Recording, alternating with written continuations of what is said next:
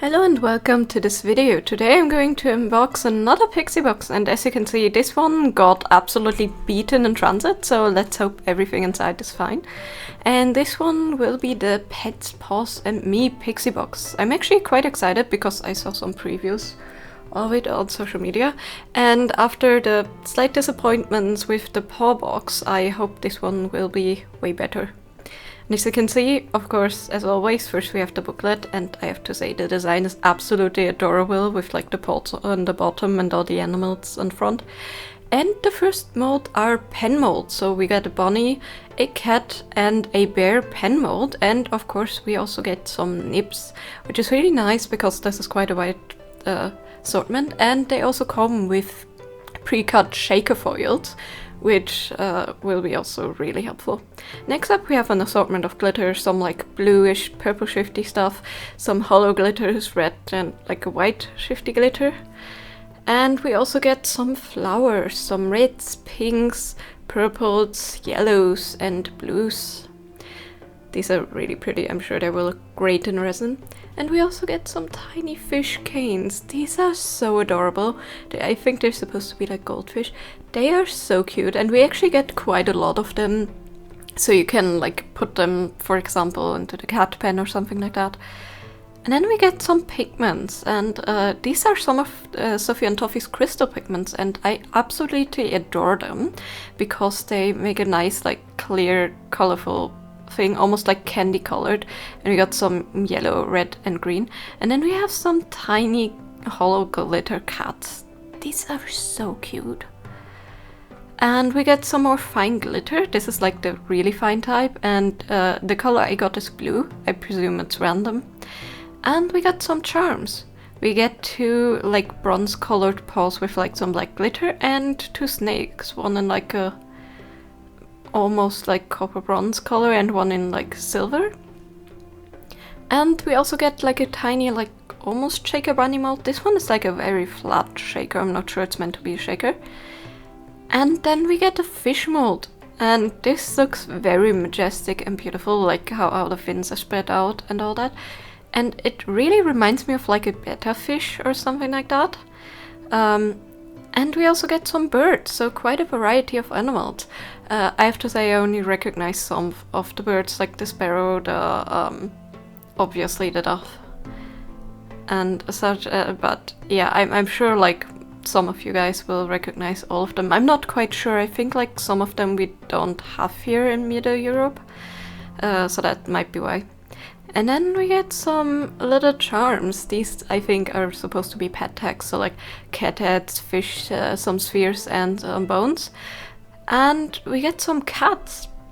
You get one that's stretching, which is absolutely adorable, like a sitting one, like one paw up one and a walking one.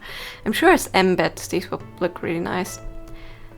And then we also get some foil embeds in cat shapes, and I love the shine on these foils. They are always so mesmerizing. But now that we've actually seen everything inside of the box, let's have a look at the booklet.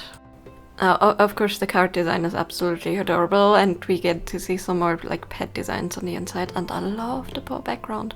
But yeah, here we can see all of the designs and of all of the like molds and some example pours. We get to see that the die was actually also random colored, and yes, I was right, the sparkly shiny glitter was also random. The only thing it apparently wasn't was the 6 set of glitters.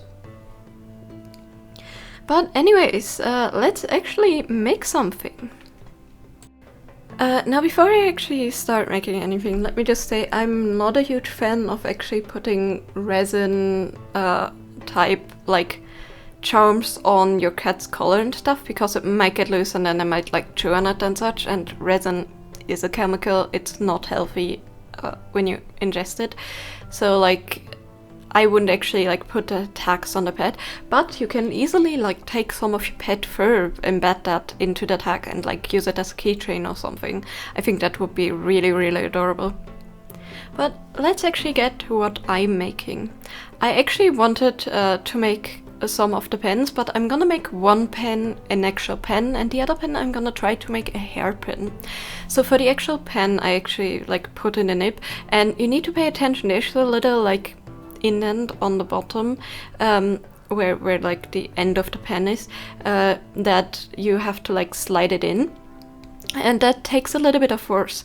And the reason for that is you basically need an air gap in the bottom of the pen so the ink can flow freely to the ballpoint in the end. And what I wanted to do is like, I wanted to try to make like a spotty effect, so I mixed up some pastel orange, some black and some white. And I just tried to like spot the orange and the black on and then fill it in with the white, and I hope that will give a really nice effect. Now, I didn't want to really waste the resin I already mixed up, so I added some blues and some like purples and pinks into one of the colors, and I'm gonna actually use that for the fish. I also picked up some glow-in-the-dark pigment that was basically just because that was a nice color of purple. And then I also added some of the fine glitters we got in the kit that hopefully will have a nice effect and like not float to the bottom too much. This resin is practically a like Sophie and Toffee 1-to-1, just from a different brand. But the consistency and the curing times are very, very similar. And for the fish, I'm just gonna mix it in randomly. I used a lot of like blue pigment in the black, and funnily enough, it turned green. I think the like blue may have like a greenish undertone, which actually doesn't look half bad at all. I'm just kind of sad that it didn't really get blue.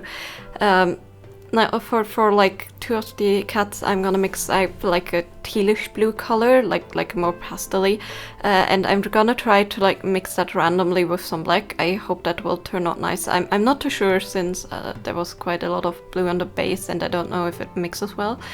But like as I said before, I wanna like try and reuse the colors. So the black I mixed before, and I'm just gonna mix with some blue and like this purple blue color shift pigment, and I'm gonna use that for the bunny, which will be the hairpin. And of course some leftover molds as always, cause I don't wanna waste resin. And then it's just off to curing.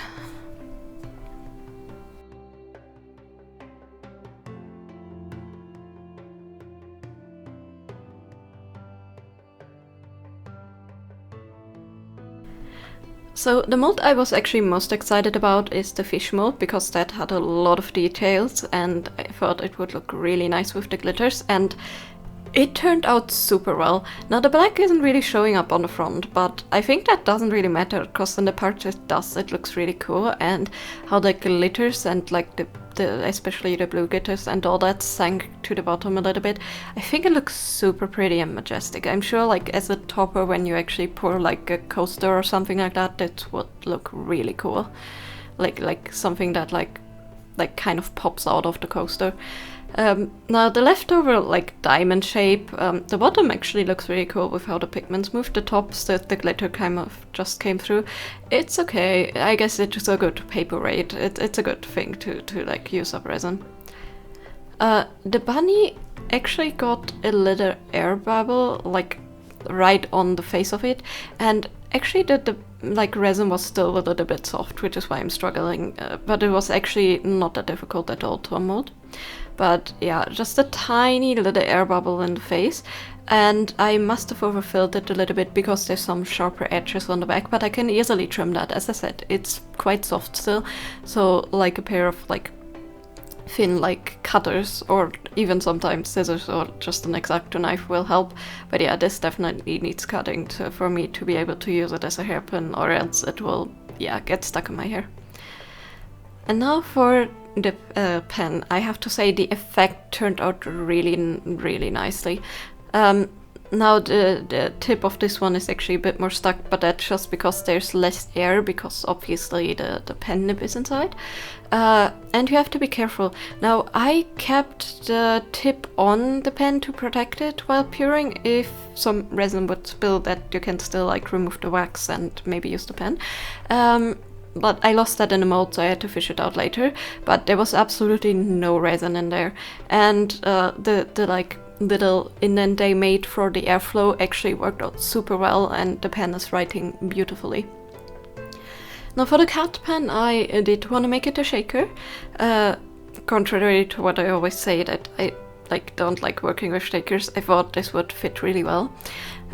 So I just do the basic thing you do with a shaker, just put a little bit of UV resin on the side, put the foil on, and then I'm gonna fill it. And I mixed up some like really nice cyan blue kind of color, and I actually mixed that in distilled water so you wouldn't get the like impurities that you get when water sits for a long time.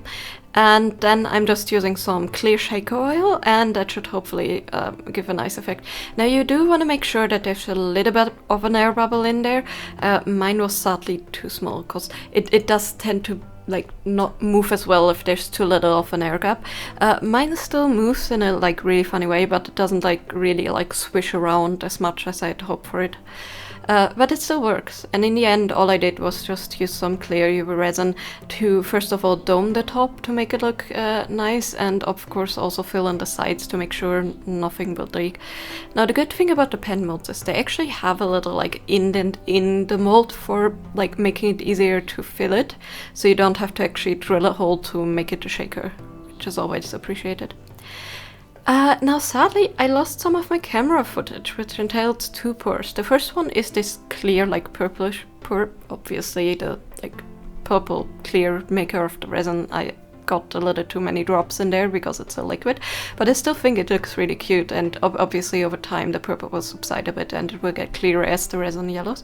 Now there's a like tiny imperfection where I put in the cuts, but it's like overall a really like smooth mold. I guess my mold is slowly turning bad because you can see some of the mold artifacts. So this mold has some like thing that looks like almost like a fingerprint went on there and smudged. That's just a sign of the silicone losing the smooth surface. And of course the other pour was this, which is basically just some clear UV resin that I used to fill in first of all the hole, and then I just put in some of the blue and the like white and purple little like flowers, and I have to say I absolutely love it. And as for the cat, here you can see like it's hardly moving. It is, but it has like a little bit of a hard time. It's almost like an alien in there. But I still think it turned out really, really nice. I could have also gone for a little bit more of a purple tone, but I think the blue matches really well. And as you can see, the nib is like perfect. The grip on the pens is actually also really nice, and if you don't like the flat surface on the bottom, you can easily put like one of these like foam like grip things on. Like the pen is thin enough for them to actually fit on, so if the edges are too sharp and stuff, you can just easily put that on. I actually did bevel the edges a little bit so they don't cut too much in when you're writing with it, but I have to say yeah, the pen writes really nice, and overall it's a really nice shape. So what is my opinion of the box overall? Well, first of all, it's way more of what I expect of like a Pets and Paws box, so to speak. I mean, it didn't really have paws in there, but we got those in the other box. But it had like a lot of different pets. Now, maybe like a parrot or something would be nice, because half of the birds are not really considered pet birds. But I still think it's really nice that we have the options of them. The tags are really nice, that's like keychains and stuff. All the glitters, all the pigments we get. I don't really associate the like crystal pigments with pets that much. Like opaque Morandi, like white and black and maybe another color would have been nice, I think, to make it like fit the theme more. But I absolutely adore the crystal pigments, so I'm not mad about them. It's just if you don't have like the other pigments, it's maybe not the right like choice, but still I think it's super cute. I like the extra glitters, embellishments, the tiny fish we get, they're all super adorable. Overall, I think this box is super cute. You have like a lot of little projects, like shakers you can make. As I said, the tags, you can even make them like into name tags. You can make like a garland with all the birds and such, like a window hanger garland. Overall, like super adorable projects. And I'm happy how my pours turned out. As you can see, actually, the right cat that I put in there was the one with the blue pigment, and it totally turned green. I don't know why. I think it's just that the blue has like a very green base. It was actually the magic blue from Sophie and Toffee. So yeah, I don't know if that happened to anybody else before, but this is my first time this has happened, but it's also the first time that I use this blue in black. So I think it still looks really, really pretty, and the like pigment that like went to the bottom also has a really nice effect. So I'm not mad, but if you like really try to make like a dark bluish effect, maybe this is not the right pigment. Yeah, overall super happy with this box, but let me know in the comments down below, what do you think of my projects, and what do you think of the box overall? Did you get it? Which projects did you make, or did you want to make with them?